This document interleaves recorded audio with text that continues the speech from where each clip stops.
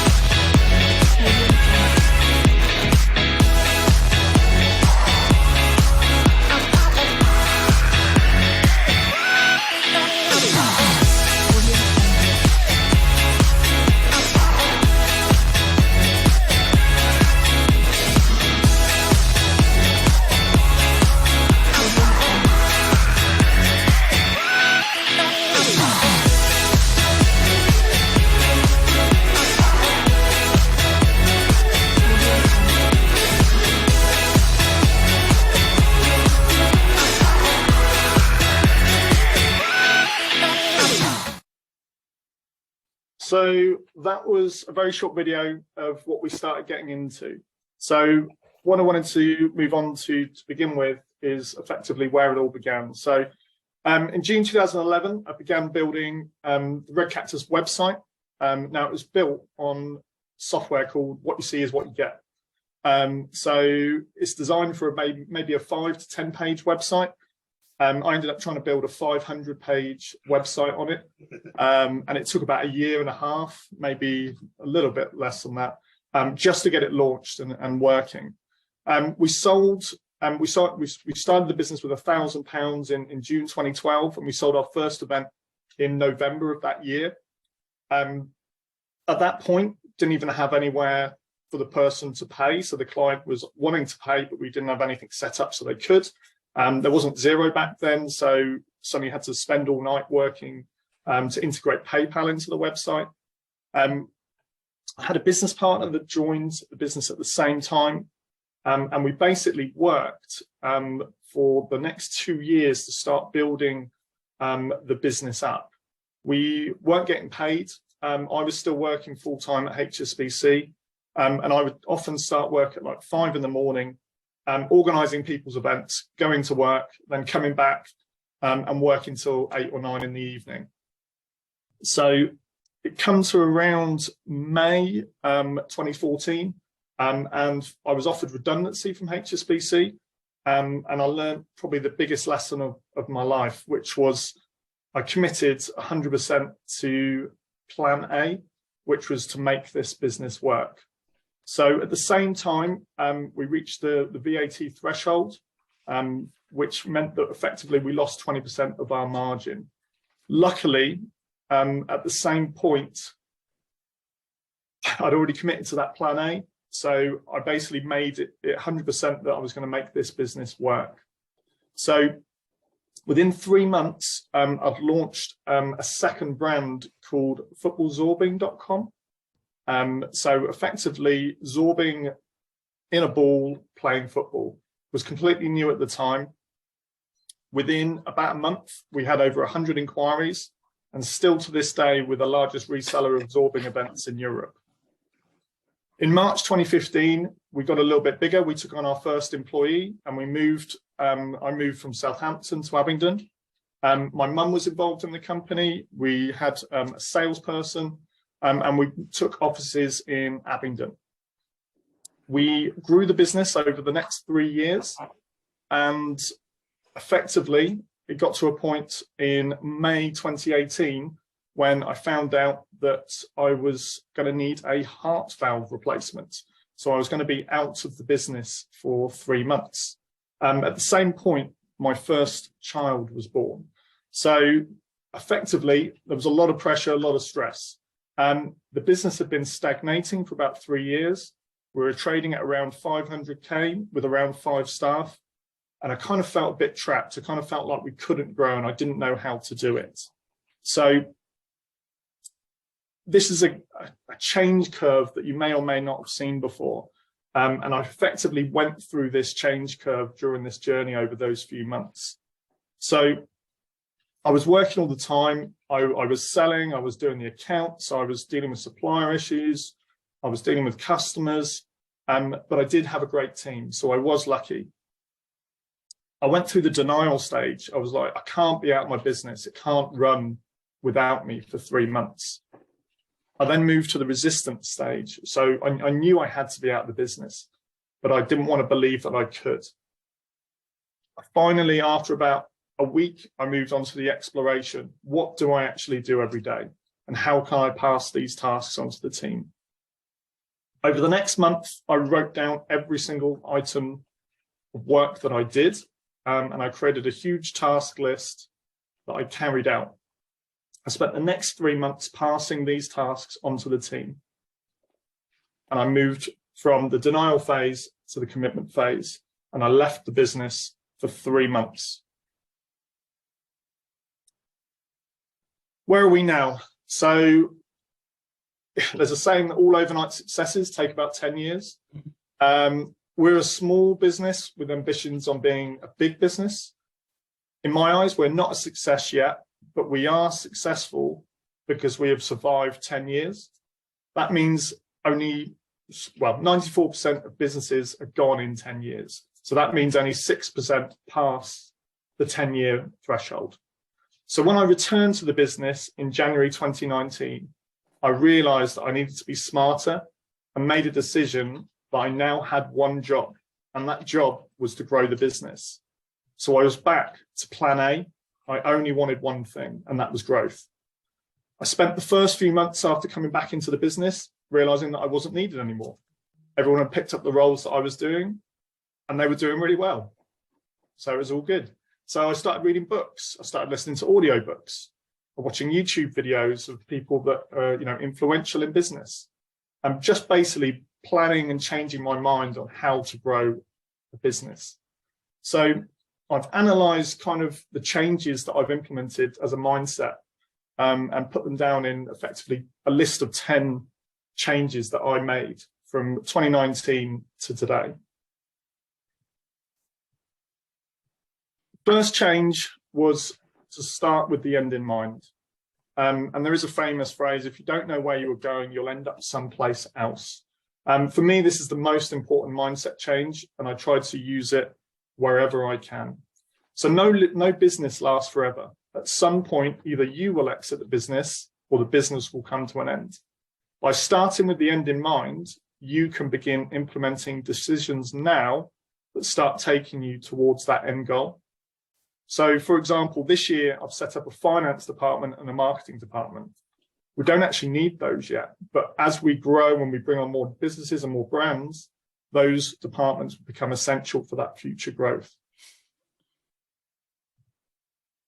This is what my bookcase looks like behind me. So I have two pieces of paper that are laminated. One of them is my 2-year plan, and the other one is my end game. So my end game is in 2051. I've made a decision that I effectively want to build the biggest business that I'm capable of building. I want a group revenue of around 200 million. I want around 400 employees. So to get there, I'm going to have a pretty ambitious mindset to do that. The next thing is thinking big. So when you think bigger, building a bigger business actually begins happening. So when you think small, you restrict your future growth. So we're in the process of implementing HubSpot's full suite of CRM tools. It's the biggest investment we've ever made. It's around 25K a year. I don't need this software for our now business, but I need it for our future business. So by bringing this in now, it will enable us over the next 2 to 3 years to grow to that next stage. Growth mindset. So the economy is emotional. Markets always go up and they always go down. The news is always negative. It's important to try and maintain that growth mindset and always plan for growth. If you shoot for the stars, you may hit the moon, but the moon is better than standing still. And that's one of the most important things that I was doing for 3 years. I was too cautious. I was always just setting gradual inclines and I wasn't investing in the future. And as a result, we stayed still. Automation. So if you can look at your most important processes, invest in technology to automate them as much as physically possible, you will grow the capacity of your business. In 2018, we implemented Keep CRM system. We went from 0 automation to automating our entire sales process in about 3 months, and bookings increased dramatically. When I came back in 2019, I had an even bigger focus on getting this to work, and we wrote down every process that we basically did, and we tried our best to automate every customer touch point, everything that the customer interacted with. This is one of the hardest ones to do, especially if you're not a risk taker like I wasn't, basically. Is to take risks. Plunging and telling yourself that you're going to recruit before you can afford to is a very hard thing to do. If you seriously want to grow, you have to recruit before your P&L basically tells you that you can. As an example of this, I hired one of our creative events directors during the midst of the pandemic. We had 0 income at the time. This guy was able to come in and design live and virtual events for us so that when the market returns, we actually had a portfolio of products that were ready to go and trade in the market. Building a team. So I believe in one team, one dream. We constantly share our figures of the business with everybody in the team. We do this weekly at weekly meetings. We do it monthly after every month. We do it quarterly and we do it annually. So we carry out the start of the week meetings and we go through all the figures for that week compared to target so that everybody knows if we've had a good week or we've had a bad week. We then provide the management accounts so that we can reaffirm those details. Effectively, what we're looking to do is to embed people into the business so that they're aware of how the business is performing and how their work ethic and the way they work impacts the numbers. If your team know those numbers, they're much more likely to want to grow your business. So autonomy is your superpower. Our sales manager, Abby, is 18 years old. She's just completed her apprenticeship and she now looks after 300K in sales annually. If you can give autonomy and not micromanage them early, you will see them flourish. I like to give people high value tasks early on. Challenge them. They will fail often, but by putting them in challenging positions, they will develop faster and become a faster asset for your growth.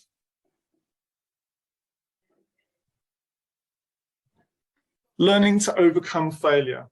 So I often say that I fail on a weekly and a monthly basis. In 2020, I set up a VR experience event. Social distancing was around. It was a crazy thing to do. It didn't work. We couldn't make it run, and the numbers just didn't add up. It cost quite a few £1,000s at the time. We didn't have any money. It did hurt, and it did hit me for about a week. But the key thing was that I moved on from that failure and then moved into virtual entertainment.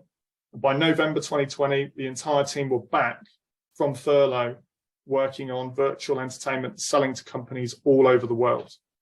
The key is to have a little bit of a disappointment and then move on, because you're going to have to keep doing it again and again and again. So you have to push yourself and your team to try new ideas, new business methods and new business models, because otherwise, again, you will stay still. Now, one of the things that helped us grow, especially over the last 18 months, is multiple revenue streams. I'll put revenue distribution just to kind of explain it in a little bit more. So if you analyze your monthly revenue over a 12-month period, this is what our revenue looked like roughly around 2019. So we started off slow, we had a big peak, and then we tailed off for the rest of the year. So what I looked at is what business or what process or what product or what service could we move into the company that would allow us to remove those peaks and troughs. This is our profit curve today, essentially. So we brought in Christmas parties that cover us for November, December, January. We brought in live summer events, which cover us for the summer months, which is like July and August time. And it's allowed us to maintain the same level of team for the whole year. Previously, we needed the same team in January and December, but we didn't have the same revenue. So we would make all of our money in the summer and then lose all of that, the other side of it. So if you can look and really analyze each month the revenue that's coming into your business, this is a great way of mitigating those costs. Last one. So working on the business and not in the business. So obviously I was lucky. I was forced out of my business by an operation effectively. Since 2019, I've only worked in the business and since 2019, I've only worked in the business a handful of times. The rest of the time I've been working on the business. My day-to-day at the moment is now 100% on the business. And I work hard to grow the business every day to the next stage. This is what our brands look like today. So the Experience Specialists, we have 2 brands in the mass market and we have 10 micro brands that focus on niche markets. This is an example of multiple revenue streams that all fit within our organization. We have 2 new brands coming for next year as well, but I'll move on to that now. So this year, I don't know about anyone else, has kind of felt like impending doom is coming. And the news has been very key on drilling that home that next year is going to be, a year like no other. Essentially, I was trying to remember that great businesses are often made in recessions. So you're going to need to think positive and prepare for growth so that when the market changes, you can thrive. You don't want to throw away your future growth today by not planning for the future upside. We're spending more on advertising today than ever before. Our plan for growth is we're launching 2 new brands, one in events management and the other one in event equipment hire. We're rebuilding our entire IT infrastructure with new websites for each brand. And we're implementing HubSpot as our new CRM system to continue basically to get customers, because it's going to be harder than ever to get customers next year. So we need to be the best at it. So thank you for listening. I hope it's been of interest. This is the first time I've ever told this story. So it's not really something that I've ever thought of before. So it's really nice to be able to kind of go back and see where it's come over 10 years. We're hoping obviously that the next 10 years will grow further again. But obviously there's a lot of challenges up ahead. But I think the key thing is once you start working on the business, you can really grow it to another level. Woohoo! Brilliant. Thanks, Daniel.